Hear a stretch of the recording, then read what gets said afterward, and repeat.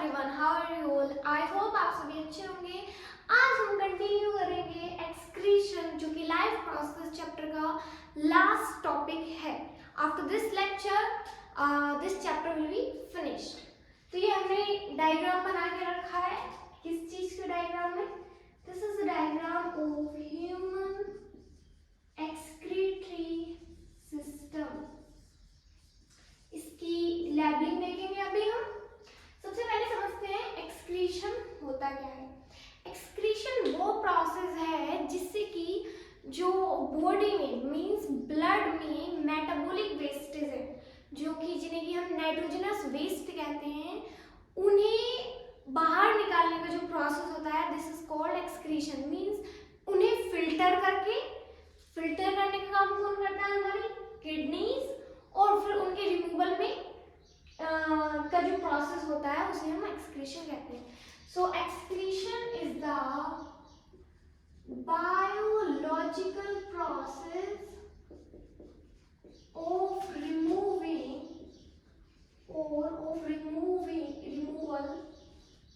Of metabolic या फिर nitrogenous wastage from the body. एक वेस्ट तो देखो CO2 है। CO2 भी तो एक वेस्ट ही है ना। वो तो हमारे लंग्स से निकल जाती है जब हम एक्सहेल करते हैं। जो ब्लड में बाकी नाइट्रोजनस वेस्ट होते हैं उन्हें फिल्टर करने का मींस उन्हें रिमूव करने का काम करती है किडनीज, और फिर वो यूरिन के थ्रू बॉडी से बाहर आ जाते हैं। तो जो यूनिसेलुलर ऑर्गेनिज्म है जैसे कि अमीबा, उनमें तो सिंपल डिफ्यूजन हो जाता है। जैसे अमीबा में सिंपल डिफ्यूजन से जो है वो एक्सक्रीशन हो जाता है, इसमें यूनिसेलुलर ऑर्गेनिज्म में।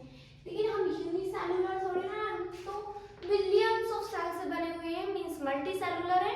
तो एक पूरा एक सिस्टम है एक्सक्रीटरी सिस्टम ह्यूमंस में, जो कि नाइट्रोजनस वेस्ट को रिमूव करता है।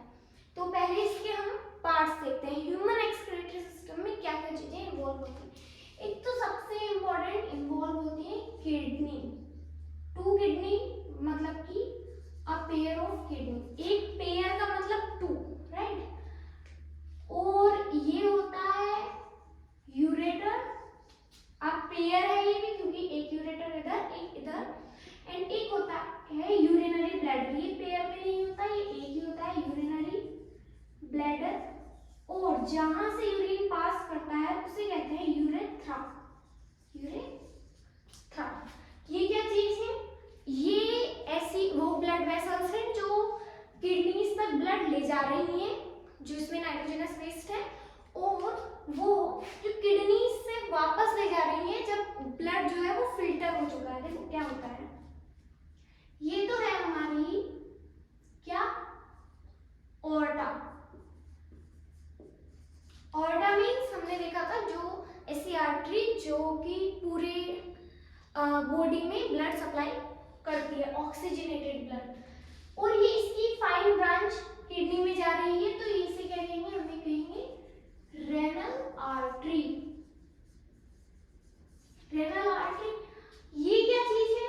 अब देखो, ऑर्टा से ब्लड आया, किडनी में जाएगा, इसमें नाइट्रोजनस वेस्ट है, किडनी उसे फिल्टर करेगी और जो भी वेस्ट है वो तो पास हो जाएगा यूरेटर से होते हुए यूरिनरी ब्लैडर में स्टोर हो जाएगा और यूरेथ्रा से पास हो जाएगा। लेकिन जो अब फिल्टर हुआ वाला ब्लड है वो वापस जाएगा, मतलब प्यूरिफाइड ब्लड वो जाएगा इसके थ्रू। तो ये क्या है? वीन। और क्योंकि किडनी से निकल रही है तो किडनी के लिए हम रेनल यूज करते हैं। This is the renal vein. और ये क्या है? Vena cava. क्योंकि हमने देखा ही था ब्लड और पार्ट से जो हार्ट तक ले जाती है वो वीन जो होती है उसे वेना कैवा कहते हैं।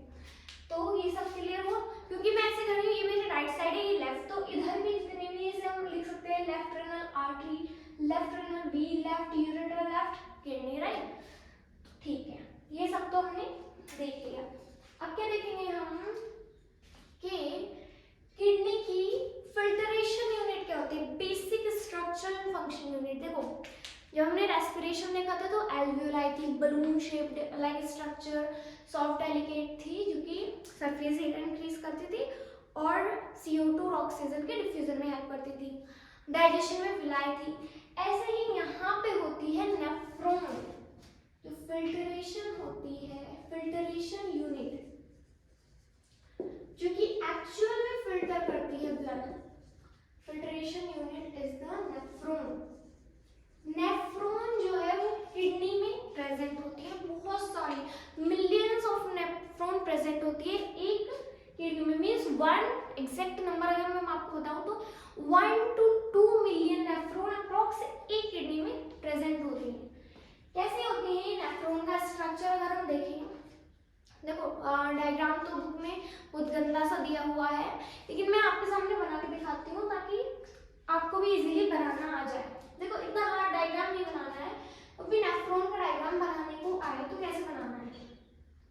सबसे पहले बनाना है बाउमेंस कैप्सूल कुछ इस तरीके से, इतना बना के यहाँ से एक ट्यूब निकालनी है और उसे थोड़ा सा ऐसे ही कन्वोल्यूटेड कर देना है, ये ऐसे करके, राइट। ऐसे करने के बाद इसे नीचे ले जाना है। बहुत छोटा पड़ गया, मैं छोटा करके बनाती हूँ, छोटा करके बनाती हूँ। बाउमेंस कैप्सूल ज्यादा बड़ा हो गया। अब देखो बाउमेंस कैप्सूल बनाया मैंने, उसके बाद यहाँ से ऐसे ही कर दिया, ओके। उसके बाद इसे नीचे ले जाएंगे और नीचे से ऐसे लाएंगे, ठीक है। अब इधर भी फिर कन्वोल्यूटेड सरफेस बना देंगे, ठीक है, और इसे ज्वाइन कर देंगे कलेक्टिंग डक्ट से। इतना इजी है नेफ्रॉन का डायग्राम बनाने के लिए। इसे हल्का सा क्लोज कर देंगे कुछ इस तरीके से। एक छोटी सी वेसल ये से यहाँ से और एक छोटी सी वेसल निकाल के ले जाएंगे यहाँ पे। इसकी लैबलिंग में भी बताऊंगी। इसकी थिकनेस छोटी करेंगे क्योंकि जो नेफ्रॉन की थिकनेस है उससे कम होती है। ये सारी नेफ्रॉन है, ये ट्यूब्यूल्स हैं, इसके अलग अलग पार्ट भी हम देखेंगे। इसे ऐसे करके ले जाएंगे कुछ, पहले इसके साइड में ले जाएंगे, यहाँ पे लेते हुए यहाँ पे ऐसे और फिर इसे ऐसे करके निकाल दें। बहुत ही सिंपल सा डायग्राम है, बस आप ऐसे ही प्रैक्टिस करना जैसे मैं बना रही हूँ, क्योंकि बुक में तो इतना कॉम्प्लिकेटेड दे रखा है, मुझसे भी नहीं बनता। उसके बाद कहीं कहीं बस इसे ज्वाइन कर देंगे, ये ऐसे इससे ज्वाइन कर दिया इसको, इस वाली कैपिलरी ये जो इसका पार्ट है एक जगह यहाँ पे ज्वाइन कर देते हैं। इसके पीछे आगे को निकल रही है, इसे कट नहीं कर रही है, ये ऐसे ऐसे ऐसे, बस आपकी नेफ्रॉन का स्ट्रक्चर बनके तैयार हो गया। देखो इसकी लैबलिंग देखें तो ये तो होता है बाउमेंस कैप्सूल, ये वाली जो सर्कुलर पार्ट है इसे हम कहते हैं बाउमेंस कैप्सूल। इसके अंदर जो फिल्टरेशन यूनिट होती है वो होता है ग्लोमेरुलस। क्या? ग्लोमेरुलस। उसके बाद ये सारा ट्यूबुलर पार्ट है, या तो लिख देना आप tubular part of the nephron, या पर्टिकुलरली आपको मैं नेम बताऊं तो इसे कहते हैं हम, पहले वाले जो कन्वोल्यूटेड पार्ट है उसे कहते हैं PCT। क्या? Proximal convoluted tubule, PCT। और इधर वाले को हम कहते हैं DCT, that is distal convoluted tubule. और ये जो नीचे को पार्ट है नेफ्रॉन का, इसे हम कहते हैं लूप ऑफ हेनली। इसे तो आप नोट करिए, लूप ऑफ हेनली। और ये क्या चीज है? ये देखो नेफ्रॉन में ब्लड यहाँ से आ रहा है, पूरी किडनी में कहाँ से आ रहा था? रेनल आर्टरी से। तो जो रेनल आर्टरी है वो बहुत फाइन ब्रांचेस में डिवाइड हो जाती है, क्योंकि ब्लड सप्लाई करती है नेफ्रॉन को, राइट। तो ये क्या है? ये है branch of renal artery. Renal artery की ही ब्रांच है, और ये ब्रांच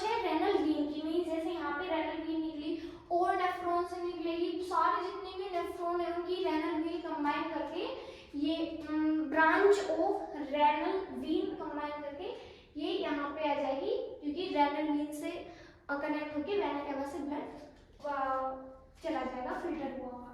तो ये है ब्रांच ऑफ रेनल व्हील। इसे वासा रेक्टा भी हम कहते हैं। ये जो कैपिलरीज हैं जो कि ट्यूबुलर पार्ट को सराउंड करे हुए बैठे हैं, ये है कलेक्टिंग डक्ट।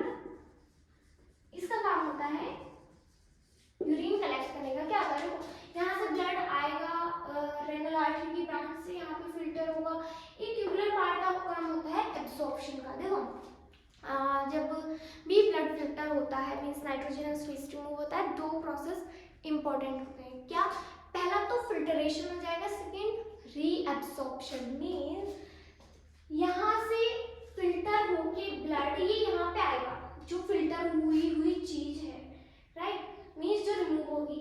लेकिन फर्स्ट टाइम फिल्टरेशन में जो है काफी चीजें फिल्टर हो जाती है, जैसे ग्लूकोज, अमीनो एसिड, जो कि हमें जरूरी नहीं कि वो एक्सक्रीट करे मींस यूरिन से बाहर आए, इसलिए हमें जरूरी है कि वो एब्सॉर्ब हो जाए। तो ये ट्यूबुलर पार्ट में जो है उन चीजों का एब्सॉर्प्शन होता है, थोड़ा कलेक्टिंग डक्ट में भी होता है। फिर बहुत सारी कलेक्टिंग डक्ट मिलके यहाँ पे ओपन हो जाएंगे यूरेटर में, और फिर यूरेटर जो यूरिन पास करेगा यूरिनरी ब्लैडर। यूरिनरी ब्लैडर जो तो एक मस्कुलर ऑर्गन है, उसमें यूरिन स्टोर रहता है जब तक कि वो फुल होके एक्सपैंड ना हो। जैसे ही वो एक्सपैंड होने लगता है तो यूरिनरी ब्लैडर की वॉल पे जो स्ट्रेच रिसेप्टर्स होते हैं वो हमारे सेंट्रल नर्वस सिस्टम को सिग्नल करते हैं कि हाँ यूरिनरी ब्लैडर फुल हो चुका है। फिर वो सेंट्रल नर्वस सिस्टम सिग्नल करता है, मोटर सिग्नल एक पास करता है जिससे कि यूरिनरी ब्लैडर रिलैक्स होता है और जो यूरिन है वो पास हो जाता है, जिस प्रोसेस को हम मिक्ट्रेशन कहते हैं। ये एक वॉलेंट्री प्रोसेस है, हमारे कंट्रोल में है, ऐसा नहीं अपने आप यूरिन निकलते जा रहे हैं। नेफ्रॉन हमने देख लिया, इसका स्ट्रक्चर भी देख लिया, आप स्क्रीनशॉट ले लेना या फिर बैक करके नोट डाउन कर लेना, साथ के साथ नोट्स बना लेना। अभी हम क्या देखते हैं, जो प्रोसेस है वो एक तो फिल्टरेशन और एक रीएब्सॉर्प्शन का, उनके बारे में थोड़ा समझते हैं। देखो जब भी फिल्टरेशन ऑफ ब्लड होता है मींस नाइट्रोजनस वेस्ट रिमूव होता है, पहला प्रोसेस फिल्टरेशन एंड दूसरा इज द रीएब्सॉर्प्शन। इसे थोड़ा फील करते हैं, मतलब रीएब्सॉर्प्शन कैसे, क्या चीज, वो देखा था हमने नेफ्रॉन का स्ट्रक्चर। फर्स्ट टाइम जो फिल्टरेट बनता है उसकी अमाउंट पता कितनी होती है? अगर एक दिन में हम वो करें तो एक दिन में वो 180 लीटर बनाता है। मींस जब ब्लड नेफ्रॉन से फिल्टर होता है मींस नेफ्रॉन उसे फिल्टर करती है, तो जो इनिशियल फिल्टरेट बनता है पूरे दिन में वो 180 लीटर्स होता है। लेकिन यूरिन कितना आता है? Only 1 to 2 litre per day. एक दिन में 180 लीटर थोड़ी ना एक्सक्रीट करते हैं यूरिन, ओनली 1.5 या 2 लीटर के अप्रॉक्स एक्सक्रीट करते हैं। तो इतना फिल्टरेट बना था, इतना एक्सक्रीट हुआ, बचा हुआ जो 178 या 179 लीटर है वो कहाँ गया? वो रीएब्सॉर्ब हो गया। इसीलिए एब्सॉर्प्शन इंपॉर्टेंट है। रीएब्सॉर्प्शन में जो भी एसेंशियल चीजें हैं एक तो वो एब्सॉर्ब हो जाती है, glucose, amino acid, nitrogen waste तो रिमूव होना होता है, और जो एक्सेस ऑफ वाटर है वो भी एब्सॉर्ब हो जाता है। अगर इतना सारा वाटर रिमूव हो जाएगा बॉडी से तो हमें डिहाइड्रेशन हो जाएगा, मतलब कि डायूरेसिस जिसे कहते हैं, loss of water through the urine. तो हमने देख लिया रीएब्सॉर्प्शन में एक glucose and amino acid absorb होता है और साथ ही साथ एक्सेस ऑफ वाटर भी एब्सॉर्ब होता है। एक्सेस ऑफ वाटर मतलब कितना वाटर एब्सॉर्ब होगा, रीएब्सॉर्ब होगा, क्योंकि थोड़ा वाटर तो एक्सक्रीशन के लिए एक्सक्रीशन के प्रोसेस के लिए भी जरूरी है। देखो कैसे, देखो समझो ध्यान से, जो नाइट्रोजनस वेस्ट है यहाँ पे यूरिया है, लेकिन कई कई टाइप के नाइट्रोजनस वेस्ट होते हैं, जैसे कि कुछ ऑर्गेनिज्म अमोनिया एक्सक्रीट करते हैं, कुछ ऑर्गेनिज्म यूरिया, कुछ यूरिक एसिड। लेकिन अमोनिया जो है सबसे टॉक्सिक होता है और उसे एक्सक्रीट करने के लिए बहुत ज़्यादा वाटर की ज़रूरत होती है। इसीलिए मोस्टली जो ऑर्गेनिज्म अमोनिया के थ्रू एक्सक्रीशन करते हैं, मीन्स अमोनिया रिलीज करते हैं, वो जो है एक्वेटिक होते हैं, क्योंकि वाटर में रहते हैं तो उन्हें वाटर की एज सच कमी नहीं होती। लेकिन जो टेरेस्ट्रियल ऑर्गेनिज्म है वो अगर अमोनिया के फॉर्म में नाइट्रोजनस वेस्ट एक्सक्रीट करेंगे तो उन्हें बहुत सारा वाटर चाहिए, तो इसीलिए वो जो है नाइट्रोजनस वेस्ट को यूरिया की फॉर्म में एक्सक्रीट करते हैं। जो उनकी बॉडी से अमोनिया प्रोड्यूस होता है वो यूरिया में कन्वर्ट हो जाता है। कहाँ पे? लीवर में ये काम करता है। लीवर, जो भी नाइट्रोजनस वेस्ट अमोनिया के फॉर्म में जनरेट हुआ वो यूरिया में कन्वर्ट हो गया लीवर में। अब यूरिया के एक्सक्रीशन के लिए थोड़ा कम वाटर चाहिए, इसीलिए जो टेरेस्ट्रियल ऑर्गेनिज्म है वो बेसिकली यूरिया या फिर यूरिक एसिड की फॉर्म में एक्सक्रीशन करते हैं। यूरिक एसिड में और भी कम वाटर चाहिए यूरिया से भी, जैसे ये यूरिक एसिड पैलेट के फॉर्म में एक्सक्रीशन करते हैं, जैसे बर्ड्स वगैरह देखा होगा आपने, बहुत ही मिनिमम वाटर चाहिए उन्हें एक्सक्रीशन के लिए। तो यहाँ पे कितना water excess of water reabsorb होगा, ये एक तो डिपेंड करता है, depend on amount of excess water present in our body, water present in our body, ये absorption of water या फिर reabsorption of water। तो reabsorption of water first depends on the amount of excess water की कितना present है। अगर हमारी body में काफी सारा वाटर प्रेजेंट है तो वो एक्सक्रीट कर जाएगा, अगर प्रेजेंट नहीं है तो वो रीअब्सॉर्ब हो जाएगा, ताकि बॉडी में जो है जो जितना अमाउंट ऑफ वाटर चाहिए उतना रहेगा। सेकेंड चीज डिपेंड करना है amount of dissolved waste, amount of dissolved waste to be excreted, means कितना वेस्ट हमने एक्सक्रीट करना है। अगर ज्यादा वेस्ट एक्सक्रीट करना है तो ज्यादा वाटर की रिक्वायरमेंट होगी। ये सब तो हो गया ह्यूमन एक्सक्रीटरी सिस्टम के बारे में। अब क्या होता है, बहुत ही ज़्यादा केसेस देखने को मिलते हैं किडनी फेलियर के, या फिर जिसमें जो है किडनी अपना वर्क करना बंद कर देती है। हमारी 2 किडनी है, राइट, अगर एक भी खराब हो जाएगी तो एक से काम चलता रहेगा। लेकिन अगर दोनों में प्रॉब्लम आ गई तो फिल्टरेशन कैसे होगा ब्लड का, मीन्स कैसे नाइट्रोजनस वेस्ट रिमूव होगा, फिर तो यूरिया जो है हमारी बॉडी में जमता जाएगा, एक्यूमुलेट होता जाएगा हमारे ब्लड में। तो इसके लिए एक प्रोसेस होता है हीमोडायलिसिस। हीमोडायलिसिस, डायलिसिस की स्पेलिंग जो कि गलत है, हीमोडायलिसिस, एंड जिसे हम आर्टिफिशियल किडनी भी कहते हैं। बहुत ही इम्पोर्टेंट प्रोसेस है ऐसे पेशेंट्स के लिए जिनके बेचारों की दोनों किडनीज डैमेज हो चुकी हैं, किडनी फेलियर हो चुका है। किडनी फेलियर में देखो लास्ट जो ऑप्शन बचता है वो तो बचता है किडनी ट्रांसप्लांटेशन का, कि हाँ मैं किसी डोनर से सही किडनी तो ट्रांसप्लांट करा लूँ। लेकिन उसके भी थोड़े रिपरकशंस होते हैं अपने, क्या कि इम्यून सिस्टम से एक्सेप्ट नहीं करता फॉरेन ऑर्गन को। अगर हम इम्यूनोसप्रेसेंट ले भी लें कि हम अपने इम्यून सिस्टम को सप्रेस कर दें ताकि किडनी आ जाए, तो उसके अपने अलग साइड इफेक्ट है। लास्ट ऑप्शन तो किडनी ट्रांसप्लांटेशन, लेकिन उससे पहले हम हीमोडायलिसिस या आर्टिफिशियल किडनी की हेल्प ले सकते हैं। इसमें क्या होता है, देखो ये मैंने बनाया एक हैंड, ठीक है, एक है इसमें आर्टरी, एक है इसमें when. This is the artery, this is the when. Patient के इंजेक्शन लगाते हैं, मींस ब्लड जो है वो आर्टरी से बाहर निकालते हैं ब्लड को, मतलब ये नहीं सारा ब्लड दो, पूरा प्रोसेस समझो फिर समझ आएगा कैसे होता है। ये हमने लिया आर्टरी से ब्लड बाहर आया, उसके बाद उसमें पास करेंगे एक डायलिसिंग यूनिट में। डायलिसिंग यूनिट कैसी होती है, कुछ ऐसी होती है। बेसिक स्ट्रक्चर अगर मैं आपको दिखाऊं समझने के लिए, कुछ इस तरीके से, ऐसे बहुत सारी कोइलिंग कोइलिंग कोइलिंग होती है। इसे थोड़ा ऊपर करते हैं, ऐसे डबल कॉइलिंग कॉइलिंग, इसके थ्रू जो है वो ब्लड फ्लो करेगा।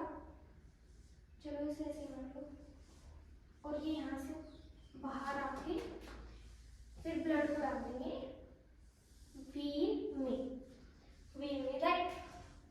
आर्टरी से ब्लड इसलिए निकालते हैं क्योंकि आर्टरी में प्रेशर होता है ना, तो इजीली बाहर आ जाएगा और वीन में पास करते हैं। यहाँ पे जो है, यहाँ से तो इसके अंदर जो है ब्लड, इसके अंदर है ब्लड, इस वाली ट्यूब जो है ऐसे करके घूम रहा है, यहाँ पे भरा हुआ होता है डायलिसिंग फ्लूइड, राइट। ट्यूब, ये ट्यूब के अंदर नहीं है, ट्यूब के बाहर वाला जो एरिया है, यहाँ पे क्या है, डायलिसिंग फ्लूइड। यहाँ से जो है एक जगह से, ये हमारी ट्यूब है, इसके अंदर जो है, ये तो खैर ब्लड की है, इसी के बता रही हूँ। यहाँ पे जो है इसके अंदर, मतलब ये जो स्पेस है, यहाँ पे हम फ्रेश डायलिसिंग फ्लूइड जो है वो अंदर पंप करते रहते हैं, और जो यूज्ड वाला है वो यहाँ से इसमें कलेक्ट होता रहेगा, यूज्ड वाला, राइट। देखो समझो, ब्लड हमने आर्टरी से लिया, इस वाली ट्यूब में वो मूव कर रहा है, और यहाँ से डायलिसिंग फ्लूइड पंप करते जा रहे हैं हम, फ्रेश वाला मीडियम में, मींस ब्लड के चारों ओर। ये जो है ये डिफ्यूजिंग मेम्ब्रेन होती है, सेलोफेन की बनी हुई होती है, मींस इससे डिफ्यूजन हो सकता है, हो जाता है, मतलब होता ही है, राइट। और यहाँ से फ्रेश और यहाँ से यूज्ड वाला हम निकाल रहे हैं। अब डायलिसिंग फ्लूइड जो है सेम कंसंट्रेशन होती है सब चीज की एज दैट ऑफ ब्लड, यानी कि सेम कंसंट्रेशन ऑफ प्लाज्मा या फिर जो भी सॉल्ट वगैरह जो भी प्रेजेंट होता है ब्लड में, वही ब्लड में कंसंट्रेशन होती है उस चीज की, वही dialysing fluid, except nitrogenous base, means nitrogenous base dialysing fluid में नहीं होता, लेकिन पेशेंट के ब्लड में तो है, क्योंकि उसकी किडनी खराब है, इसलिए ब्लड में नाइट्रोजनस बेस मींस यूरिया है। तो अब जब यहाँ पे कंसंट्रेशन ग्रेडियंट हो गया, यहाँ पे सब चीज सेम है, सब चीज की कंसंट्रेशन, तो वो चीज तो मूव करेगी नहीं, क्योंकि किसी मेम्ब्रेन के अक्रॉस दो चीजों की कंसंट्रेशन सेम है तो कोई मूवमेंट नहीं होगा, राइट। आइसोटोनिक कंडीशन आ जाती है। लेकिन यहाँ पे नाइट्रोजनस बेस्ड जो है वो ब्लड से डायलिसिंग फ्लूइड में आ जाएगा, क्यों, क्योंकि पता है आपको डायलिसिंग फ्लूइड में नाइट्रोजनस बेस नहीं है ब्लड में। अब ऐसे ही हो जाएगा, देखो सिंपल, यहाँ से डिफ्यूज होते हुए यहाँ पे भी नाइट्रोजनस बेस बाहर आएगा, यहाँ पे भी, तो जितना भी नाइट्रोजनस वेस्ट है वो काफी हद तक रिमूव हो जाएगा और वापस पेशेंट को ट्रांसफर कर जाएगा, हो जाएगा थ्रू द वीन। ये ऐसा होता है कुछ आर्टिफिशियल किडनी या हीमोडायलिसिस। आई होप ये क्लियर हो गया होगा। अब हम बस थोड़ा सा टॉपिक देखेंगे, एक्सक्रीशन इन प्लांट्स। अब we will see the excretion in plants. इसमें बस 5 पॉइंट हमें याद रखने हैं। प्लांट में कोई एक्सक्रीटरी सिस्टम तो होता नहीं, फर्स्ट चीज याद रखेंगे। सेल वाले चैप्टर में आपने पढ़ा होगा कि प्लांट सेल अगर इतना है तो उसका 90% स्पेस उसका सेलुलर वैक्यूल ऑक्यूपाई करके रखता है। छोटा सा होता है न्यूक्लियस, मींस ये होता है इतना बड़ा वैक्यूल, तो उसका क्या काम होता है, जो भी वेस्ट प्रोडक्ट होता है वो इसमें स्टोर रहता है। सो waste are stored in cellular vacuoles, right? देखा ही होगा, ये देखो तो ना क्लास के सेल वाले चैप्टर में जाके देखो, डायग्राम अब भी बन रहा होगा। सेल, प्लांट सेल में जो है वो वैक्यूल बड़ा होता है, राइट, ह्यूमन सेल में नहीं होता। जो सेकेंड चीज जो हमें याद रखनी है वो होती है थ्रू द ट्रांसपिरेशन या थ्रू स्टोमेटा। ट्रांसपिरेशन और स्टोमेटा जो वो होते हैं ना, प्लांट, उसमें थोड़ा एक्सक्रीशन जो है वो ट्रांसपिरेशन के थ्रू या जो भी मतलब उसके लिए क्या वेस्ट प्रोडक्ट है, प्लांट के लिए ऑक्सीजन वेस्ट प्रोडक्ट है ना, कब रिलीज होती है, फोटोसिंथेसिस से। तो या तो उसे वो रेस्पिरेशन में यूज कर लेगा, या फिर अगर उसे रेस्पिरेशन नहीं करना तो ट्रांसपिरेशन से इस मैटर से वो गैसेस एक्सचेंज हो जाएगा। थर्ड प्रोसेस लीव्स के थ्रू, मींस जो प्लांट है वो अपना वेस्ट प्रोडक्ट लीव्स में स्टोर कर लेते हैं, ऑटम के सीजन में लीव्स गिर जाती हैं, तो जो भी वेस्ट प्रोडक्ट है वो एग्जिट आउट हो गया, लीव्स फॉल हो जाती हैं। फोर्थ जो प्रोसेस देखेंगे वो देखेंगे गम्स एंड रेजिन्स, जो कि हम यूज करते हैं, गम्स वगैरह तो हमारे लिए यूजफुल है, लेकिन प्लांट के लिए वो एक वेस्ट प्रोडक्ट है, वो उन्हें स्टोर कर लेते हैं डेड पार्ट में, जो बेसिकली ओल्ड जाइलम होता है, पुराना वाला जाइलम। अब ओल्ड जाइलम मींस डेड हो चुका है, ये कंडक्शन वगैरह में हेल्प नहीं करता, बस जो भी वेस्ट प्रोडक्ट है जैसे गम्स रेजिन्स इन्हें स्टोर करने में हेल्प करता है। लास्ट फिफ्थ प्रोसेस सोइल के अराउंड, सोइल के अराउंड भी वो कुछ प्लांट जो है वेस्ट प्रोडक्ट रिलीज कर देते हैं। रिलीज, कितनी गंदी राइटिंग आती है ना लेक्चर के एंड में आती है, रिलीज वेस्ट प्रोडक्ट, राइट। तो ये 5 पॉइंट है, या इन्हें आप ध्यान रखेंगे थोड़ा, मतलब थोड़ा पूरा पूरा लिखेंगे, waste product store in the leaves and then leaves fall off, सब एनसीईआरटी में लिखा हुआ है, राइट। सो ये चैप्टर हमारा कंप्लीट हो चुका है। आई होप क्लियर हो गया होगा एकदम, थोड़ा ज़्यादा लेक्चर तो हुए हैं बट बहुत इजी है, एक बार देखो, नोट्स बनाओ, एनसीईआरटी पढ़ो, पीवाईक्यूज करो, बहुत इजी सा चैप्टर है, राइट। सो मिलते हैं नेक्स्ट चैप्टर में, देखते हैं कौन सा है।